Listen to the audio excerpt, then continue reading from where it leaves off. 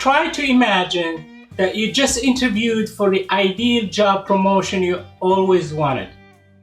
3 senior vice presidents from different departments conducted your panel interview. You gave it your all.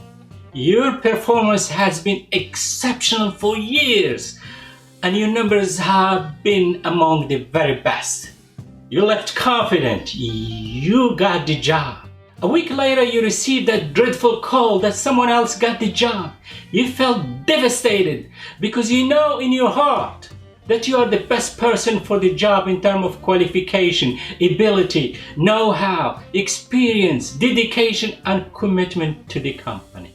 Confused, disappointed, and devastated, you keep asking yourself, how could they not see that I was the best person for the job? How could they not see it? You start doubting your ability, talent, and experience. You start thinking maybe I wasn't passionate enough during the interview. Perhaps I didn't articulate well how I was the best candidate for the job during the interview.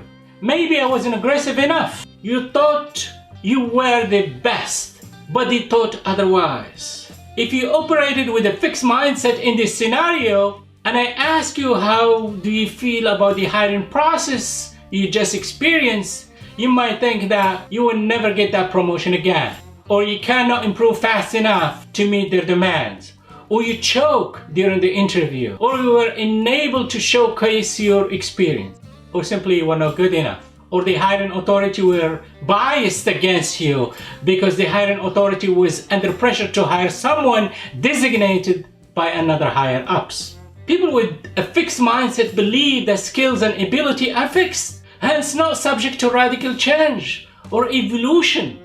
They think that your current level is where you will remain for the rest of your life because you are subject to your natural limitations. But some modern thinkers assert that an individual intelligence is a fixed quantity, a quantity that cannot be increased.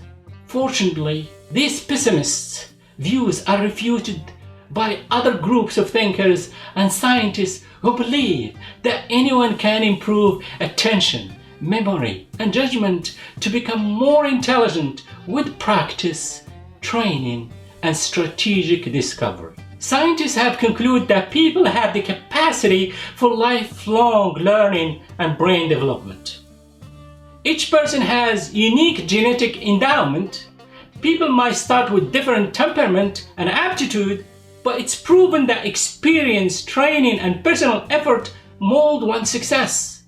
Robert Sternberg, the guru of intelligence, wrote the primary factor of achieving expertise, quote, "It's not some fixed prior ability, but purposeful engagement," end of quote. In short, the people who start the smartest do not always end up the smartest.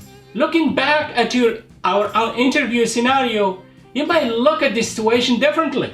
If you had a growth mindset, you might view that failure to get that promotion simply as a learning experience or an opportunity for practice to get better, or a chance to develop new skills to become better during interviews. You did your best, but someone was better than you. It does not diminish who you are. It makes you a worthy adversary that can improve. People with a growth mindset believe that skills and ability can change and develop over time. This belief is backed by research. In fact, skills and ability change over time. You can control how you develop over time and get better in critical areas essential to your own growth. Traditionally, research was limited to fixed mindset and growth mindset and nothing in between. But we know now that most people are somewhere in between a growth mindset and a fixed mindset. That means you have a mixed perspective mindset that is part fixed, part growth, depending on the circumstances you are facing and how you feel about them.